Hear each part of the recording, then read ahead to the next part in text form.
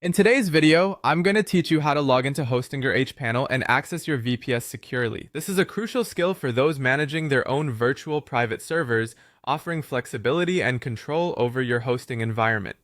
Let's get started. First things first, you'll need to log into your Hostinger hPanel. Open your preferred web browser and head over to Hostinger's official website.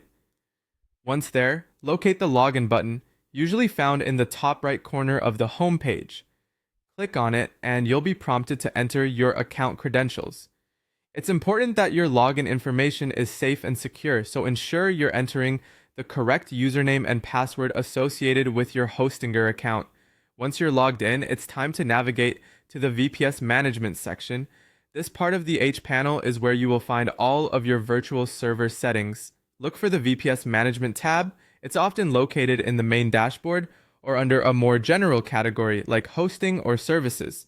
Clicking on it will open a variety of options, each designed to give you control over your server. Next, you'll need to enable SSH access for your VPS. SSH, or Secure Shell, is an essential tool for remotely managing your server in a secure and encrypted manner. Within the VPS management section, find the settings area where enabling SSH is an option. This might have a toggle switch or a button to turn on SSH access. By enabling it, you ensure that your connection between your local device and the server is secure. With SSH access enabled, the next step involves using an SSH client to connect to your VPS. For this tutorial, we'll use PuTTY, which is a popular and free SSH client. If you haven't already, download and install PuTTY from its official website, making sure you choose the correct version for your operating system. Once installed, open PuTTY and you'll see a configuration window. This is where you'll enter your server's IP address or hostname and the port number. Typically, the default SSH port is 22. Ensure these details are correct to avoid connection issues. After entering these details, click the open button, which will prompt a security alert. This is PuTTY's way of verifying the connection is secure. Go ahead and accept the alert to proceed.